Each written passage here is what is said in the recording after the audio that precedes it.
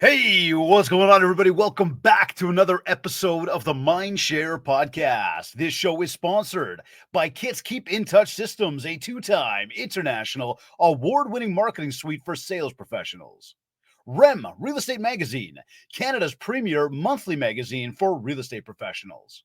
And the ORCF, the Ontario Realtors Care Foundation, enabling and empowering realtors across Ontario to fundraise in support of shelter-related causes in the communities in which they live and work. You can learn more about all of our sponsors by visiting my site, mindshare101.com. And while you're there, be sure to check out the details of our upcoming Mindshare Mastermind happening in Toronto, September 16th to the 18th. I got to tell you, we've got a speaker lineup which is absolutely loaded. This is not your run-of-the-mill, typical real estate conference, the same old lineup you see everywhere. We're going deep on this one. We're going to be bringing you voices that are going to motivate you. They're going to inspire you. They're going to help provoke that creative spark to elevate you to your next level of success. And over the course of 2.5 days, we're going to load you up with actionable value, leaving you wanting more. The discussion, the problem solving, the collaboration, it's going to be powerful. You've been hearing me talk about it. You might have already reserved your spot for it, or maybe you've been considering it. Spots are limited. Don't wait. Book your ticket and tell your closest colleague to book theirs too. Check out the website for details, mindshare101.com. Like I said, this mastermind is going to be powerful. It's going to be one of those you will thank yourself later moments that you want in life. Today's episode is number 293.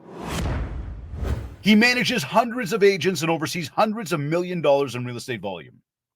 His innovative approach to a constantly evolving market makes him a trusted choice for a diverse array of clientele with a variety of real estate needs. He says, earning the trust of my clients is the most important aspect of my work.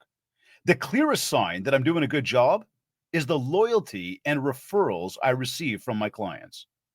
He's got a deep passion for all aspects of real estate. Having successfully built and flipped numerous properties, he possesses a thorough understanding of home construction, renovation, and design. And he has been consistently ranked among the top 1% of realtors. Joining me on this episode of the MindShare podcast is broker and managing partner at Forest Hill Legacy, Lahav Reznik.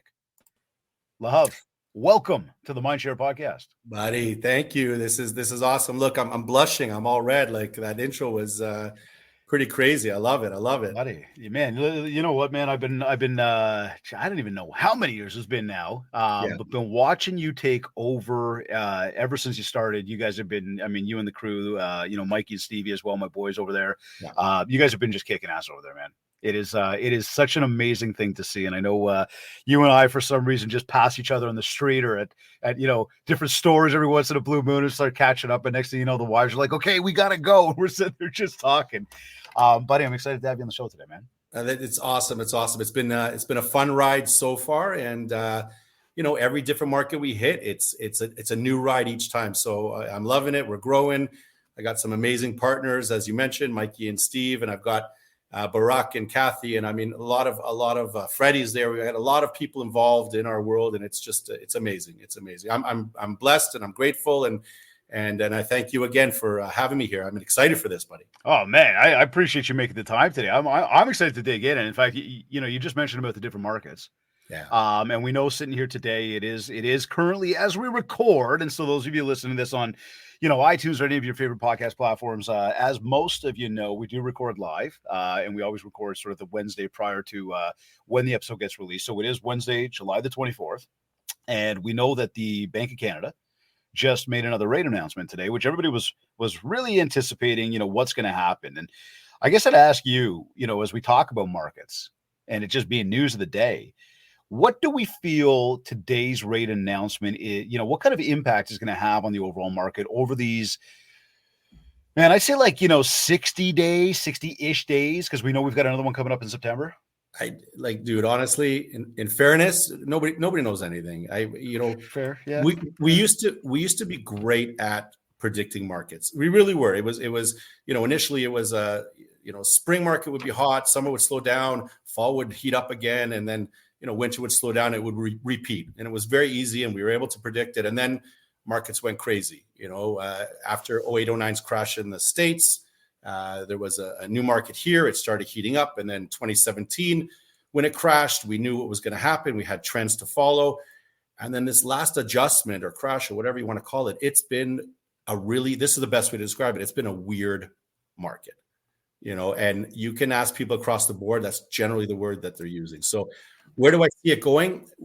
We have no clue. All we need is a little bit of buyer confidence. We need the media to jump in and say, hey, everything's looking great.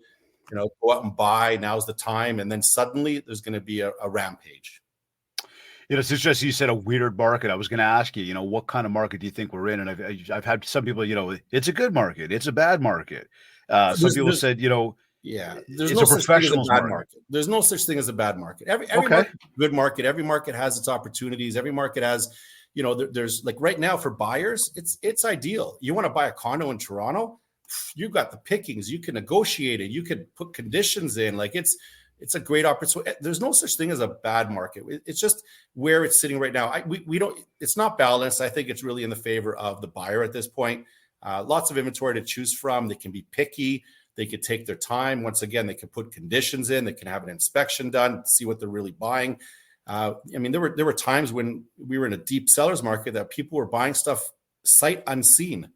It literally happened. There would be a video walkthrough, and then they'd be submitting offers and buying condos in downtown Toronto. So I think we're in the favor of the buyer. That being said, based on trends within the office, number of showings, number of calls coming in, inquiries, deals happening, negotiations going on, it's turning a little bit very slowly to something a little more balanced. That's sort of what we're seeing. Yeah.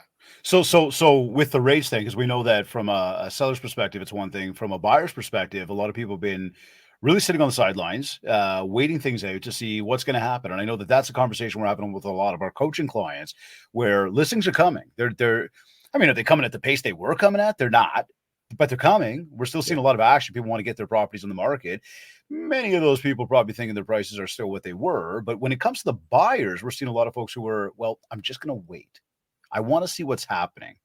And you just mentioned about specifically the condo market in Toronto and saying, hey, there's opportunity. And I would agree with you 1,000,000%. There's always opportunity. And we know that cliche line of like, what goes up must come down. Well, Right. Hey, if it goes down, it's going to go up. Right. So what would you say to buyers who are on the fence right now, wanting to, wait out whatever might happen with the rates, let's say even in September? And maybe I'll couple that same question and kind of bring it together and say, not just what would you say to the buyer, but how are we advising our agents? Because I know you manage, hundreds of agents. What would you say to them if they're like, oh man, my buyers, they just want to wait? Look, the thing to consider is this, and we'll normally get the question similar to this. We'll get the question, should we list in the fall? Should we list in the winter? Should we wait a year? We can only talk about the market that we know. So here's something to consider.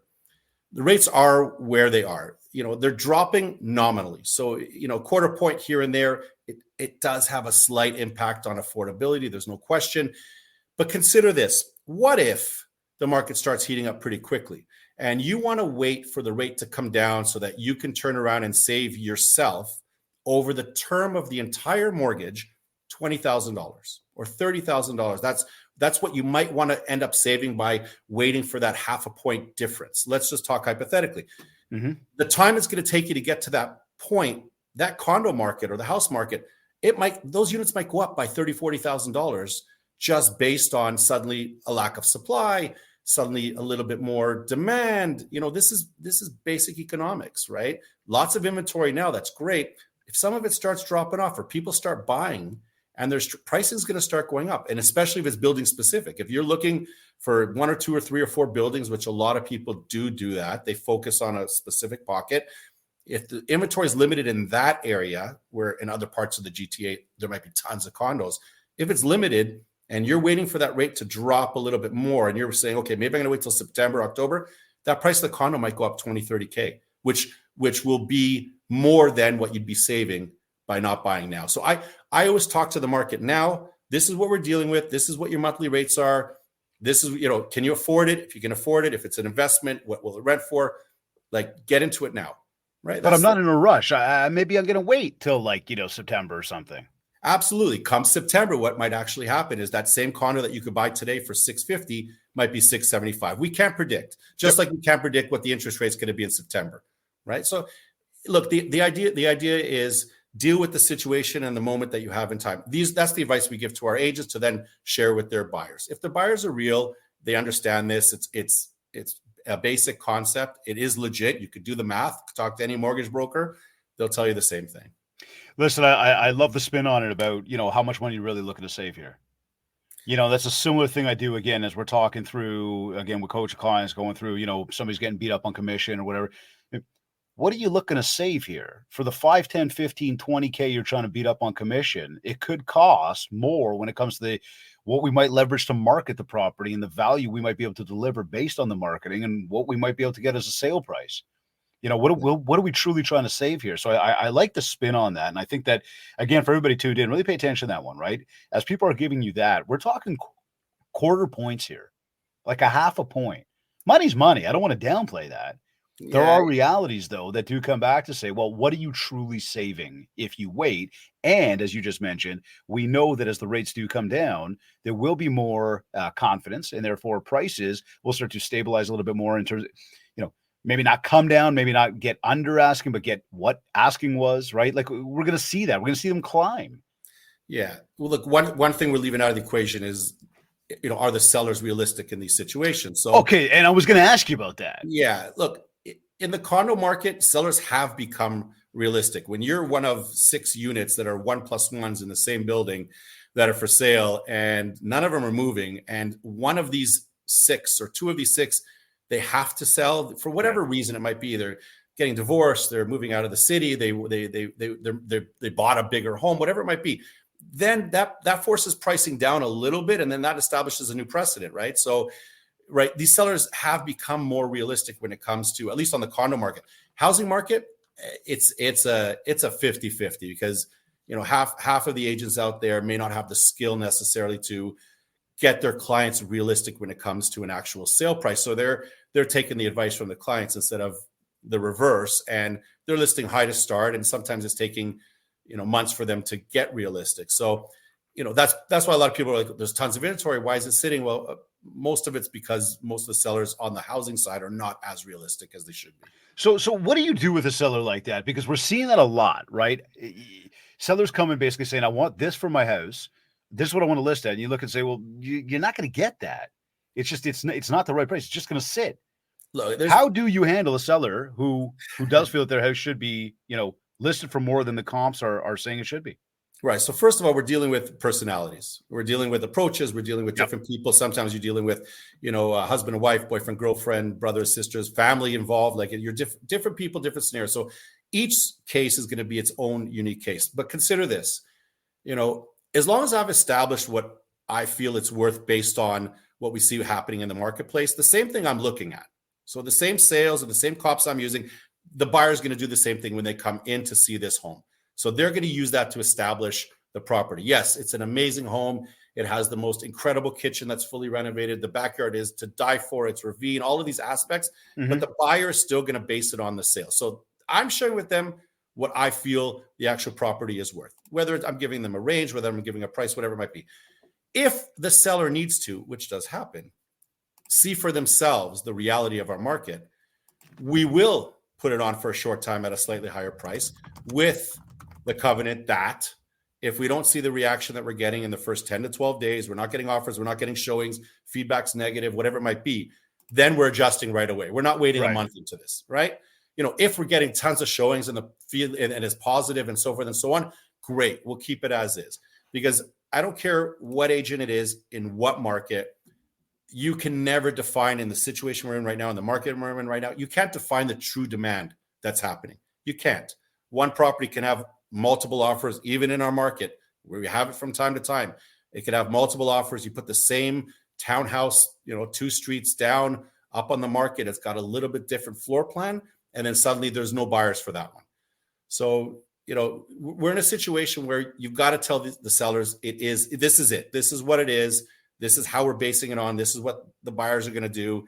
And I sometimes, we train our agents on kind of flipping it. We'd say to the seller, well, look, what are you guys doing after this? You're buying, right? So once we sell, you're going to go and buy. We're going to go and we're going to look at some homes. You're going to fall in love with this house. It's going to be your 15th house, 20th house, whatever it is. You're going to fall in love.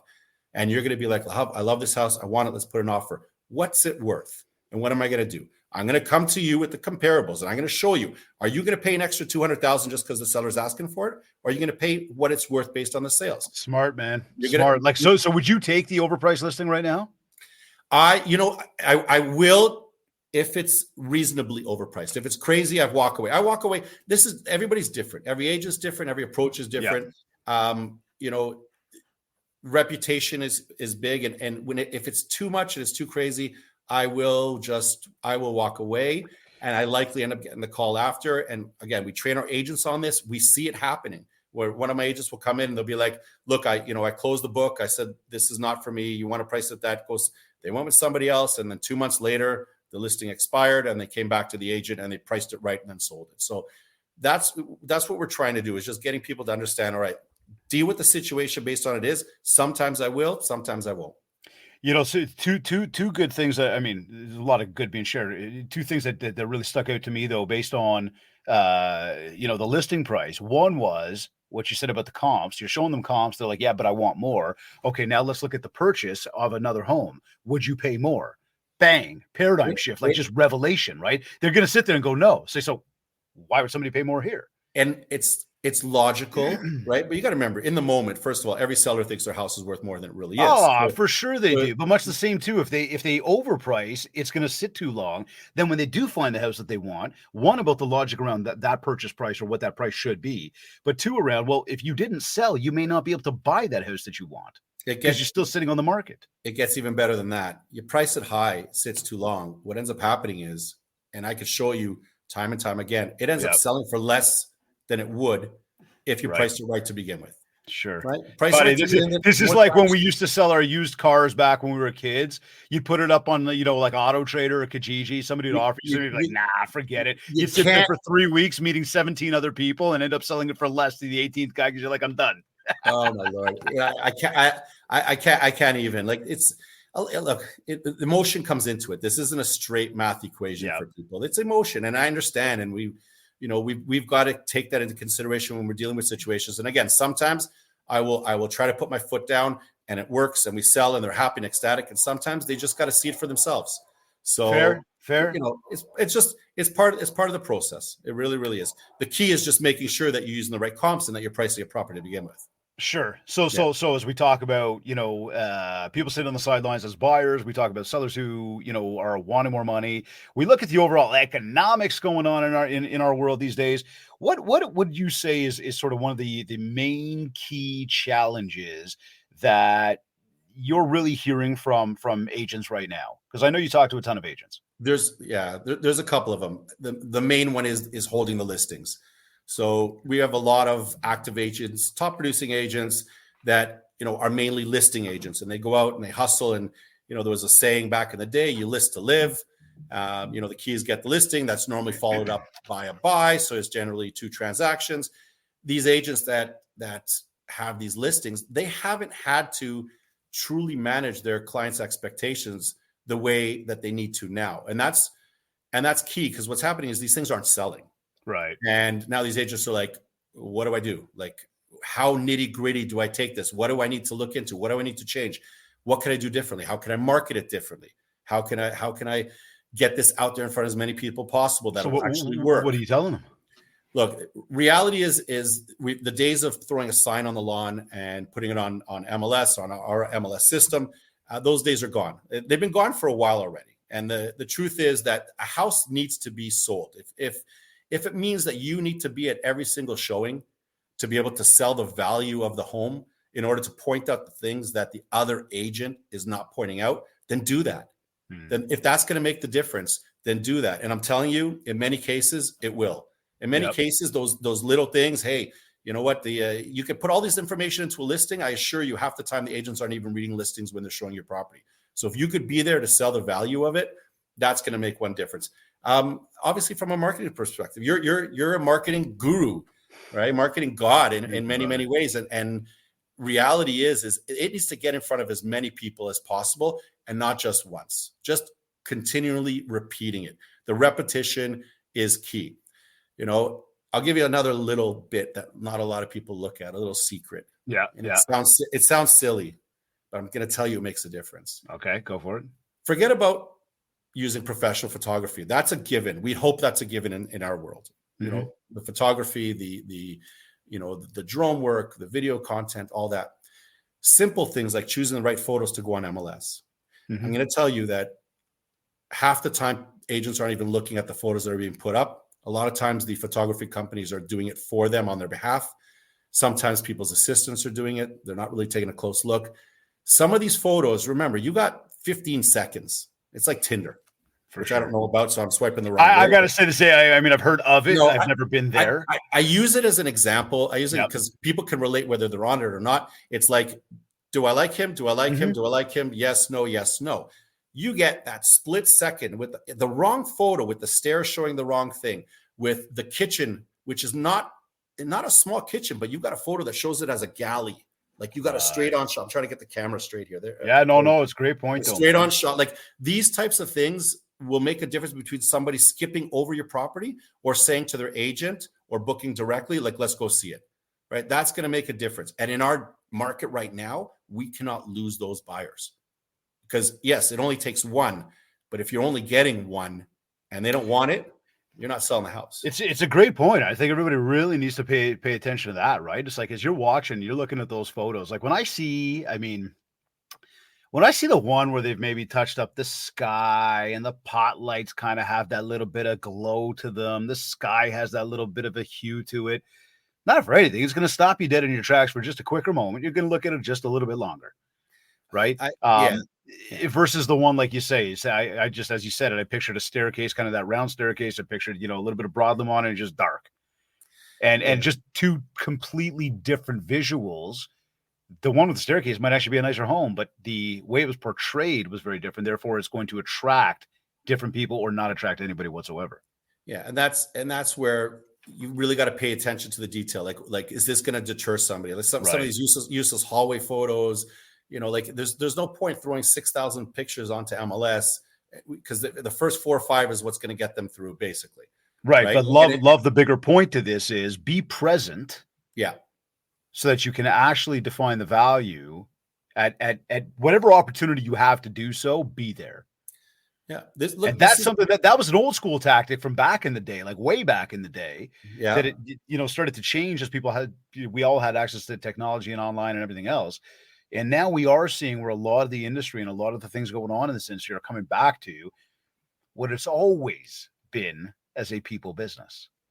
Yeah. Look, our training sessions, we've got agents coming into our office. All right. Yep. We're not Zooming them. We want them face-to-face for the same reason that we're encouraging our agents to be face-to-face with the seller, face-to-face when you're dealing with offers, DocuSign, AuthentiSign, all this digital signing software. It's great. It's helpful. It's useful. You're on vacation. You've got to do it. I understand. Yep. But when being face-to-face, I guarantee you it can make a difference with a deal happening or not. And especially if you're able to present on the buying side, which still does happen.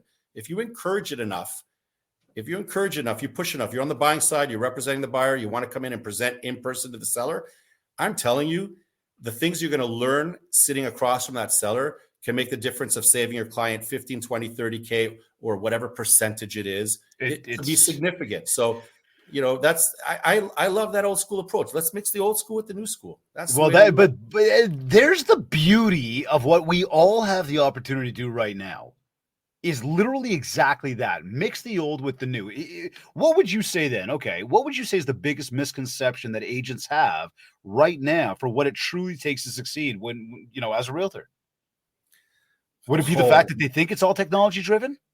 No, I think a lot have become realistic. It used to be, some of the brokerages out there that were 100% technology heavy. All right. And I'll use the brokerage as an example. I'll come back to the agent component, but a lot of the brokerages that were 100% technology, and focused, and there was nothing else there. There was no other form of value whatsoever.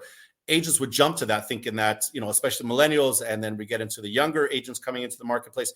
They would jump into that thinking that that's where the market was heading.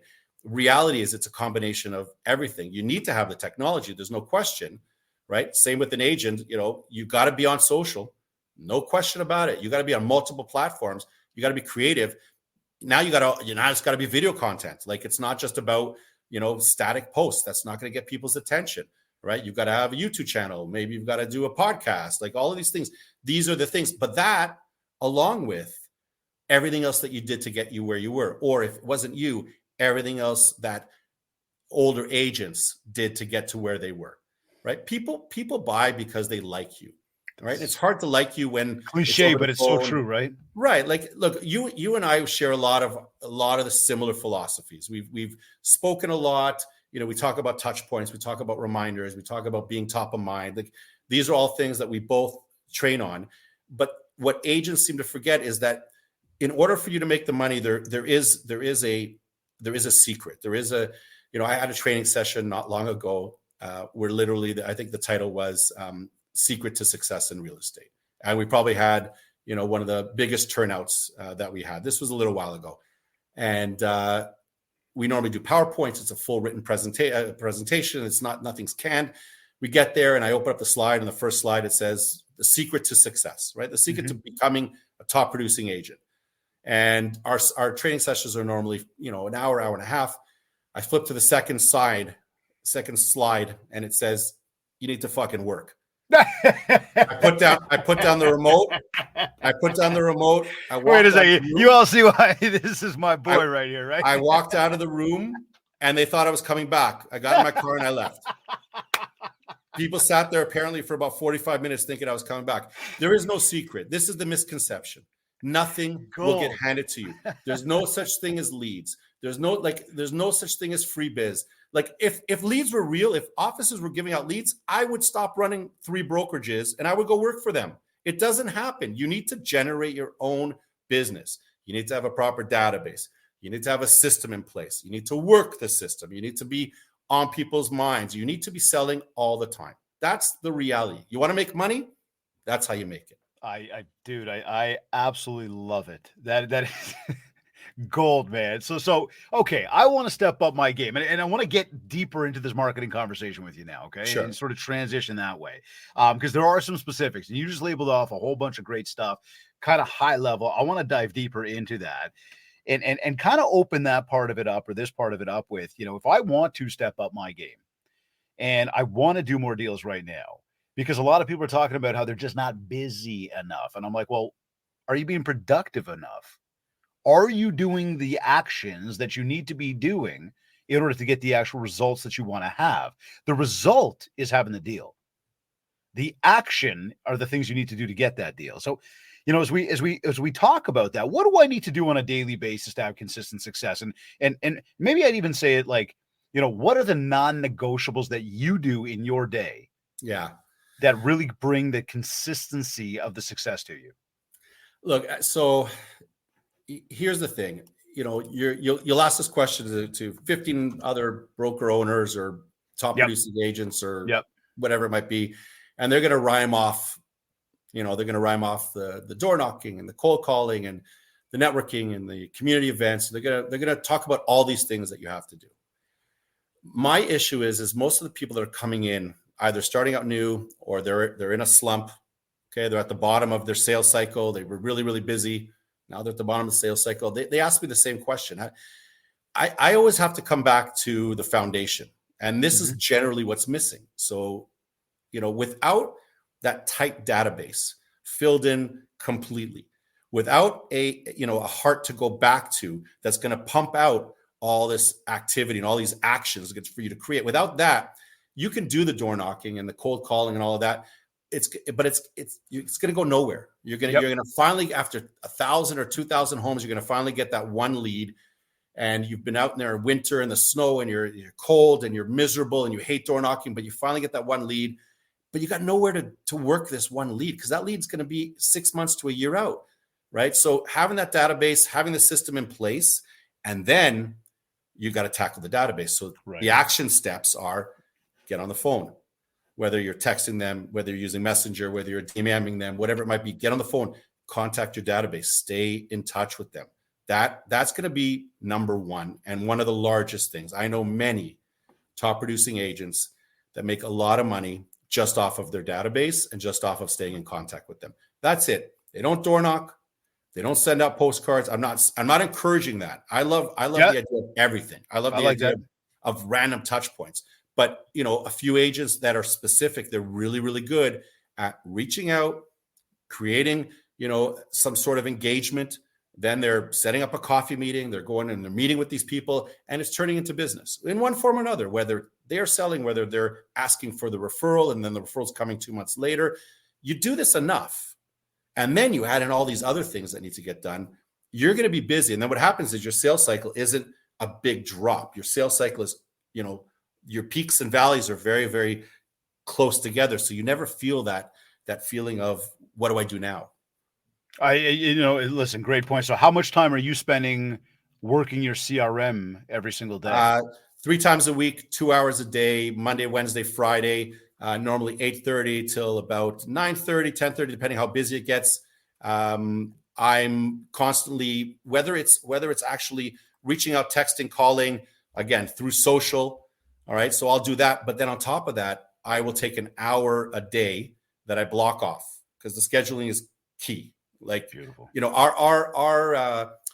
Our business planning this year for 2024, which we did in December for our agents, one of the key was blocking off your calendar, right? Because that's a big deal, right? People know they got to go to the gym from 6 o'clock. Their body tells them, they wake up. It's easy to do. If you're not scheduling other things in there, other things are going to take precedent, and you're not going to do what you're supposed to do. So an extra hour a day, I'm on social and I'm engaging.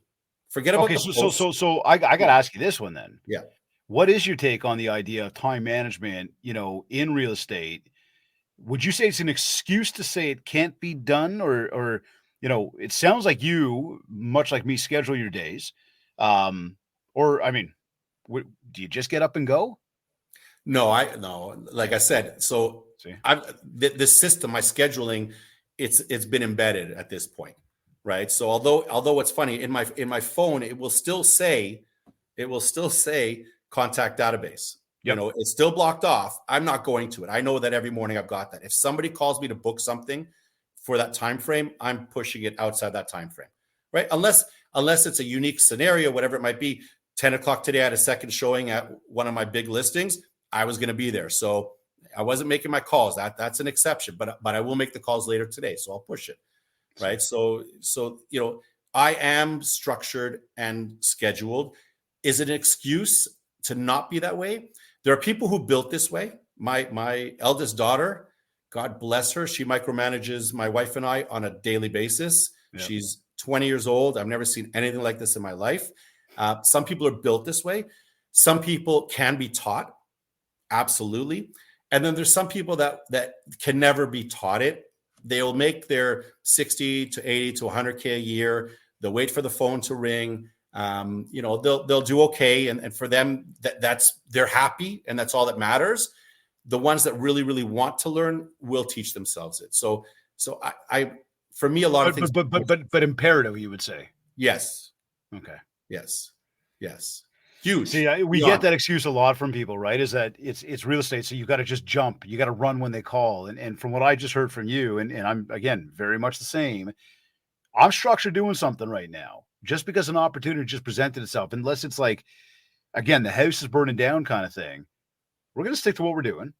We're going to say no, like not right now. I'm going to get to that there, and then just plug it into where it goes in the schedule, so that you can compartmentalize what it is that you have been accomplishing, how far you've been going, what results are really coming from it.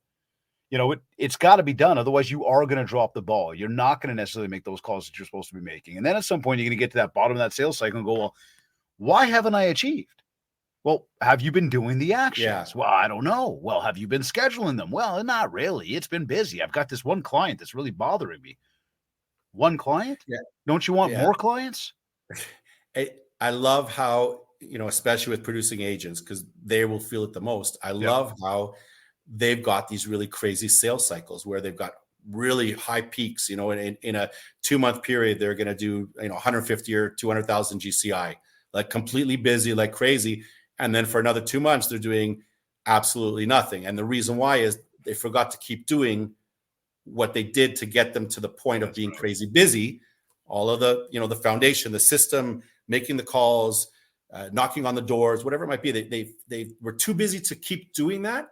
and that took them away from being able to have not as bad a cycle. That's the issue. Listen, it's not a bad problem to have, right? You 2 months on, 2 months off, 2 months on, 2 months off. But I'll tell you, they'd feel a lot better. They'd be a lot healthier. I'd feel a lot better because they wouldn't be coming in almost crying every time with me. But they just got to be consistent. That's like one of the big key words is the consistency is important. Look, you mentioned the word foundation before. And I mean, this is like in our coaching program, this is one of the things we work on often with our coaching clients, even the groups that we train, is very much about creating that foundation, creating that system and that process so that you know exactly what you need to be doing, when it's supposed to be done. Then you've got a way to actually look back and say, hey, I did it. Recognize the accomplishment, recognize that, again, the action was completed, and therefore you will have the consistent results. And it's all about building out those proper habits to do so. Now today we're talking very much about how to create your legacy in real estate, and this is a very much a continuation of the exact same teachings. I mean, things that you're telling your agents, things that I'm sharing with my coaching clients, things that we're talking about today. It's very much around that, right? How do we grow? How do we build more success? How do we build more consistency in the business? Now, we've brought up phone calls, we've brought up social. If you could only do one of them, make phone calls or post on social media, which one would you choose and why? See, so I wouldn't choose, bro. Like, again, okay. Look, this turns all it does is turn into an excuse. Okay. We talked about excuses, right? Yep. There's no reason why you can't do it all. There is no reason. Dude, and you're I mean, you know me. I agree with you completely on that. Look, let's just talk real. Like, we understand people are busy, life's busy. They've got kids, people can manage time a little bit better than others. I understand all of it. I really, really do. You find a way to prioritize certain things. And you know what? You don't make 20 calls. You don't make 30 calls in the day. You make 5. Mm-hmm. Make a few calls. Yep. Check them off your list. All right. You don't have time to do 50 videos in a week. Do 3 or 4. At least get into a pattern, get into a system. And then you're going to find as time goes on, it's going to be easier and quicker. People aren't making the calls because they're afraid to. People aren't being, because they don't know what to say. What would you be saying to somebody and not sound so salesy? Look, if I'm reaching out to people, I'm just reaching out to check in on them, and yep. It's a genuine thing. Even when it comes to social, if I'm engaging with somebody, I post somebody comments on it, I'm engaging just to be me, right? And I'm genuine in my approach. I'm just like, hey man, just checking in, see what's going on. Everything good? It's been a while since we've spoken. They'll look, hey, everything's great. I saw you got this podcast. I saw you sold this one. Yeah. Enough about me. Tell me a little bit more. How are the kids? Are they in camp? Like, but it's genuine because you know what? I'm rarely bringing up real estate because the concept is I actually give a shit, number one. And most people do, but most people are too afraid. They don't want to be salesmen. They don't want to be like, hey, do you want to list your house? Yep. Do you want to buy an investment property? Like, there's no need for that. If you're top of mind, and part of it being is this interaction along with everything. If you're top of mind, when they are ready for that, they will reach out to you. They'll at least give you an opportunity. You may not be the go-to, but they'll at least give you an opportunity. And then if you screw up the opportunity, that's a whole other training session. Well, here, so off the top, where is it? He says, earning the trust of my clients is the most important aspect of my work. The clearest sign that I'm doing a good job is the loyalty and referrals I receive from my clients. Would you say that, I guess expanding on that, from a establishing trust factor, would your mechanism to be doing that be connecting with people through the phone calls, through the social, and just making good conversation about what's going on in their world versus sales? You know this. Yep. Okay. Any sales 101. We're in MindShare 101. So let's talk sales 101 for 1 second. You get in front of somebody who doesn't know you at all. That's the hardest one. Because your friends, your relatives, your circle, it's a little easier. But you get in front of somebody who doesn't know you, there's this big brick wall up. Huge wall, massive wall. And you got to chip away at that wall a little bit at a time, right? So the trust doesn't necessarily get built while that wall is being chipped down. Like, that's just you finding commonality. You're having multiple meetings, multiple phone calls. You're spending time looking at properties together. And as that goes on, the more and more that you share with them about real estate-based information, whether it's sharing with them that you're walking through a place and you're letting them know, hey, listen, the grading on this property is not quite what it needs to be. You're likely going to have to deal with this when we get the inspection done. The inspector is going to probably tell you that. Educating them on parts of real estate, letting them know that as a first-time buyer, there's an RSP opportunity for them. They can put money in and take it out. It's like a forced savings. Like educating them, having them understand that you know what you're talking about. That will build the trust, right? Now, great. This is what we, at the end of the day, what we want to do. We want a business that's not only built on new business, but built on referrals.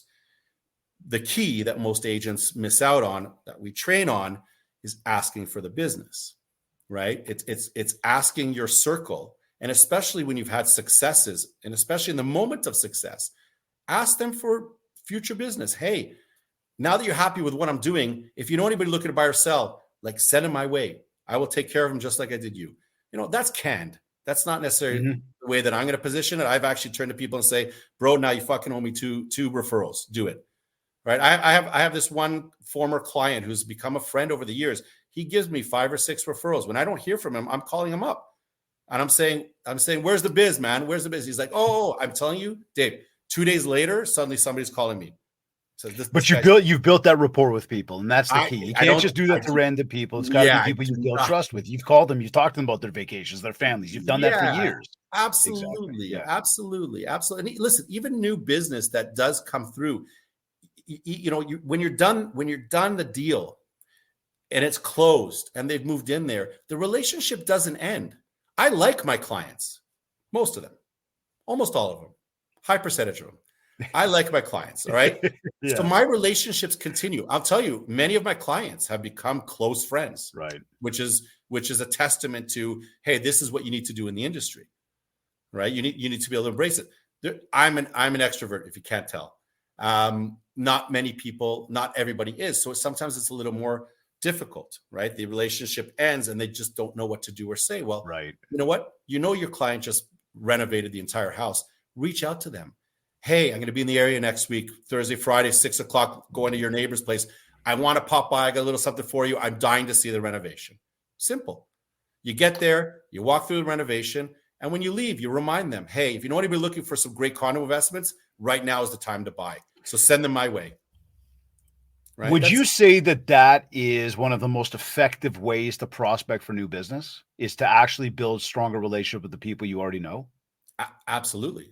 Look, most realtors across the world work off referrals. If people don't love you and don't trust you, they're not going to refer you. And so you're not going to be able to get business unless you've built that trust, you've built the relationship. It's funny. People in our door knocking training session, I talk to them about, why are you knocking on the door? That's the question. I start the training session with that. Why are you knocking on the door? Right. And, some will give me the basics, to tell them about a property that's sold in the area. I'm like, but what's your goal? What is the goal in here? And they'll say, to get the listing. And I said, that's your first mistake.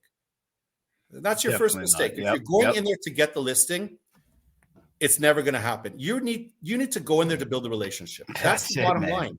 That's the bottom line. Get them to know you exist.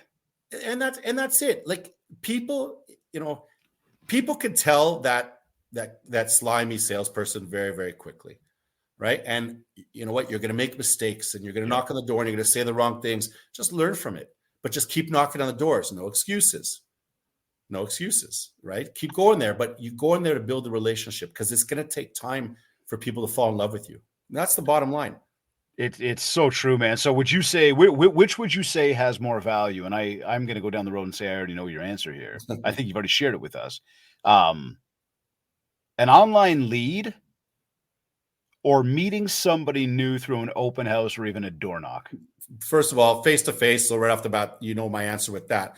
But more so, the online leads, you'll never have the opportunity to truly get across what you're trying to get across. These leads come across as just, they're not even lukewarm. They're barely, it's still cold temperature. You're calling them up. They're like wondering, where did you get my number? Why are you calling me?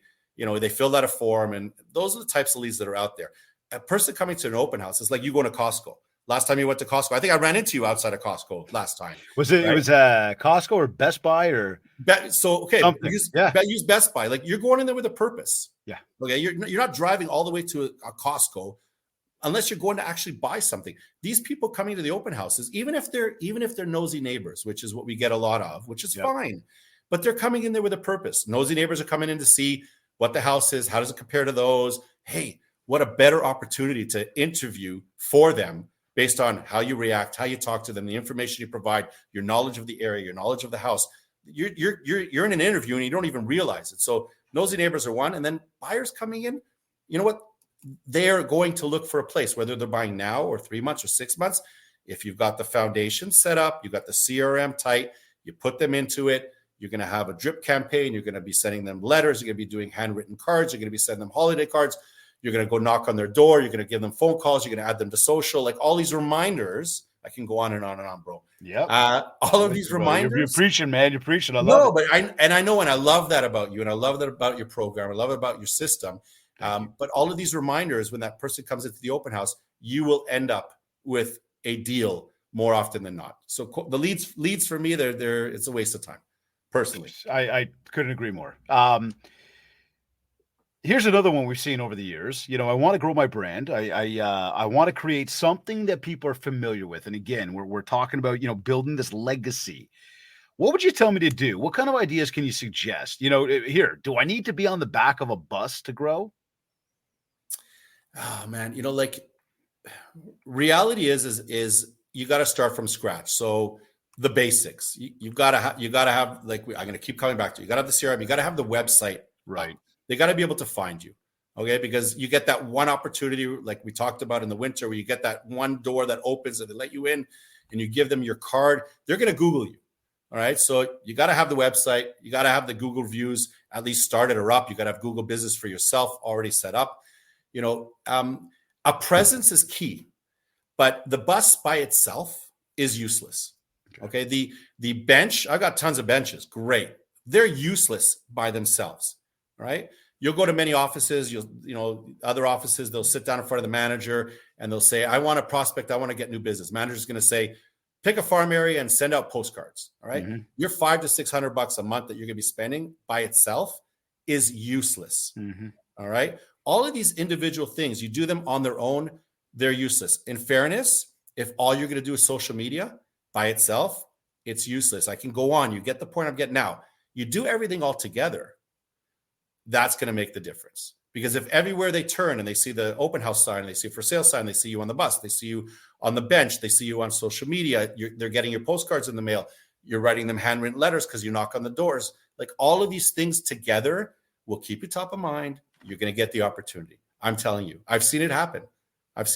So are you telling me that if I'm on social media, if I'm the most popular agent on social media, does it matter how many followers I have? Does it matter about all that stuff?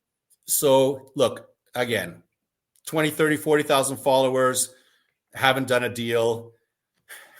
I'm not going to get into this. That's an off podcast conversation. I'd love to have it. There's people with hundreds of thousands of followers that don't do a single deal. So no, but let's flip it for a second. So now let's say you did everything properly and you got into, you're doing everything I just talked about. And now you're inside at a listing presentation with a seller. Okay. And now you're talking about how you're different from other agents. You're talking about how you can bring value to them. Right. And these are all key things that you talk about before you even talk commission, because you got to present the value before you say, hey, this is what you're going to pay me. So now you turn to them, you're like, I can do this and this and this. And guess what, Mr. Seller? I have a 200,000 person following on Instagram. And what's amazing about that is it's going to get your house in front of way more people than any other agent out there. All right. So there is value to it when it's part of the system. By itself, could a $200,000 agent eventually use that and mainly that to skyrocket them? Maybe if there's a TV show added to it, possibly. But on its own, it would take a long time. It would be a lot harder. Yeah. Okay. So here, let's do this then. Let's boil these down and say overall, the channels that we feel most effective. and maybe I'll just say it that way and say fill in the blanks. I would say, and this is again something that we're always teaching around the 7 ways to communicate with people. You've got the in-person, the phone calls, the text, you got the direct mail, the email, you got social, and you got your websites. And as you've been talking about the entire time, and we like to talk about building MindShare, it is about leveraging all those different channels to do that. It is about being consistent across those channels. Out of those channels, would it be fair to say that we've come out of that today and said, your in-person channel, your face-to-face channel, that phone call channel are probably your top 2 that you could be leveraging to grow your business in real estate? Yeah, the phone call, and in fairness, some people don't want the call, so let's use phone call, text message, Okay. direct message, instant message, whatever you want to do. That communication is a great one. The face-to-face door knocking is key, very important.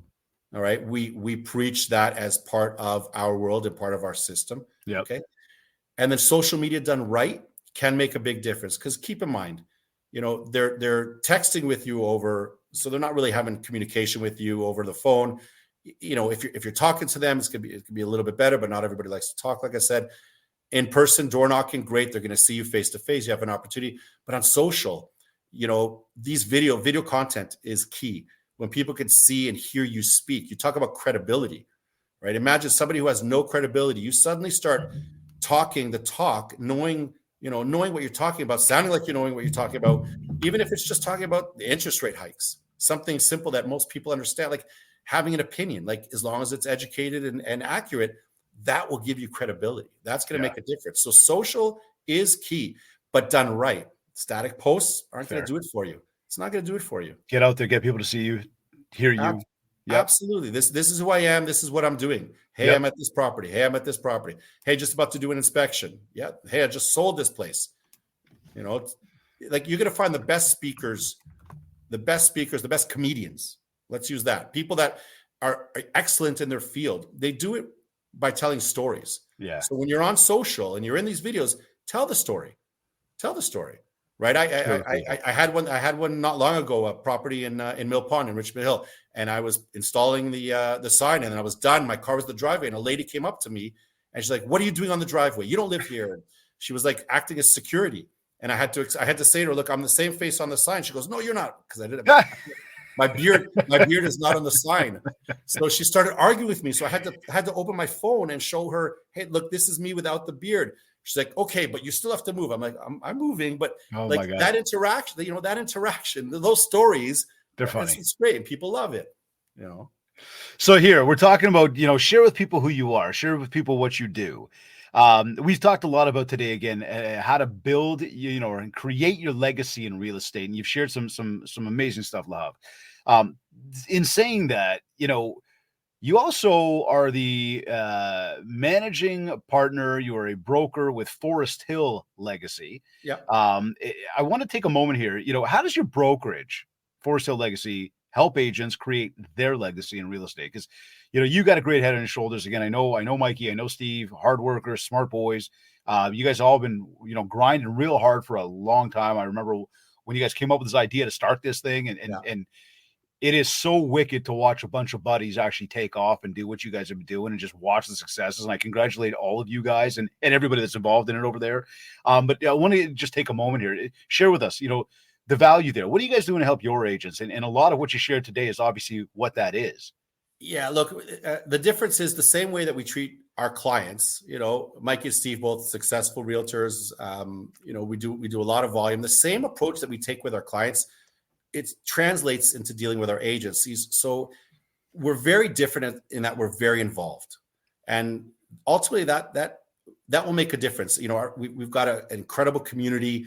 Our office atmosphere, it's really like family oriented, if you will. Agents are helping each other out. Agents are not hiding things. Agents are doing showings for each other. It's a very, very tight knit group. We're very selective on who we bring on. We will not bring on anybody. I have no interest in growing to, 1,000 agents. I like to know every agent's name, the deals that they're working on, the deals that they just did. I like to congratulate them on the deals we've had agents that have said, that they're surprised we even know their names compared, being at other offices. So us being very involved is key. The training, so you see what you get. All right. It's practical. It's real life. This is the reality. But the best part is we do a lot of one-on-one. So any given day, any given hour, 2 hours, so whatever you need, we are walking through all of these processes with our agents. You want to role play based on door knocking? Let's do it. You want to do a podcast together because you don't know how to do it? Let's do it. You want me to show you how to post on Instagram? I'll do it. I'll do whatever you need. Their success is our success. That's the key. And the way we're structured, if they don't make a penny, we don't make a penny. It's very simple. So it's in our best interest when that phone rings at 1 o'clock in the morning, which, David, it does, by the way. When that phone rings at 1 in the morning, we're answering it because we know if it's going to make a difference between them getting the deal or not getting the deal, I want them to get the deal. Momentum kicks in. They got another deal and another deal. And that's why our retention rate is at like 98, 99%. It's a little ridiculous. We love our agents. We're very, we've got our baseball tournaments that we run. We run a 3-on-3 basketball tournament in my backyard. We do food trucks, our holiday party. The spouses are invited to the holiday party. You don't get that at every office. Like little things like that. It makes everybody want to come in the office and it makes everybody feel at home. So look, the truth is, until you're in the moment, you're never going to realize it. Once you are, you'll understand exactly what I'm talking about. Well, I know you guys. I know the crew over there. I know what you guys have been building. The growth has been absolutely amazing, but I love the fact that it's filtered growth. It is not just let's just take everybody we possibly can. And look, firsthand, when I'm around any one of you guys, I can see the love and due care that you put into that business, not just your own business, but into your agents. So there's definitely a tremendous amount of value. And, you being like me, we shoot from the hip. So we say it straight. We say what it is. But the realities are, on saying that's where a lot of people get the true help. There's no sugarcoating, right? There's no bullshit. And if you really truly want to grow, you want to be around the right people, right? Yeah. You've got to have the support, the mentorship, the coaching, if you will. It all has to be there as part and parcel. And we love what we do. That's when we opened the office. I mean, when we opened the office, we were 900 square feet. I remember, bro. I remember, dude, we're expanding. We're going to take over the place next door. I'm like, all right, let's go. My physical office that I'm in right now was our former boardroom. And our approach was this: if we get no agents, it's okay. We've got this spot, the same expense that we had at our other offices. We'll cover this and we're good. And then it was crazy. We had 35 agents before we had 35 agents virtually, and half of them working out of Starbucks with me, producing agents, by the way, of which almost all of them are still with us, as a side note. But we had them before we even had a physical address to tie them to, which was incredible. So look, we love what we do. We're there to support. We're there to help. That's going to make a difference in somebody's world of business. Right. So here you've done it all. You've gone through your day. You've been productive. You've connected with people. You've built a ton of MindShare. You've obviously supported and continued to grow not only yourself but your office, the agents within it. You come home at the end of the day. It's time to shut it down. How do you know it's been a successful day for you? How do I know it's been a successful day for me? Yeah. I'm coming home happy. Ooh, I like that. Which for me is the most important thing. Yep. I've learned over years to be able to focus on the things that I can control and let go of the things that I can't. So I'm lucky. It's very hard to do. We try training and coaching people on that as well. A successful day for me is, I'm coming home happy. My wife's happy. My girls are happy. Honestly, that's all I can ever ask for. The rest of it is a bunch of bullshit, buddy. In fairness, I love it. I love what I do. I haven't worked a day in my life. That's the way I feel. but if I'm not happy when I come home, or my family's not happy, there's no success in anything. I continue to ask that question at the end of every show, and everybody who's tuned in. And first of all, I do want to say thank you to everybody who's tuned in. I don't know if I took an opportunity to say that to you guys today. The MindShare podcast was actually just rated number 8 on iTunes this past week. Number 8. Yeah. I mean, just it's humbling. I am grateful. I love the fact that we built an audience. We've got people that believe in the show and tune into the show, and amazing guests like yourselves. Lahav, I've asked that question hundreds of times, and 293. There's not a soul that uses the word money when I ask that question. Yeah. Nobody answers with how much money they did today, how many deals they did today. And it's just, it's an amazing thing, because as you sit back and you think, we're all getting up every day, we want to make more money. We're going to work to make money. You just even said you haven't worked a day in your life because you just love what you do. And I tell you very much the same. I love what I do. I love helping people. I love having the platform. I love being able to do this. You know, when you look back on it, you go, what was it all about? Well, did I help people today? Am I happy? Do I get to spend time with my family? Yeah. Yeah. Dude, where can people find you, man? Lahav _Reznik. Instagram's my favorite, to be honest with you. I'm easily found. That's probably the best way. Lahav, LAHAV _Reznik, REZ or ZNIK, depending if you're from the States or Canada. So find me there, add me. Let's have some fun. Let's chat.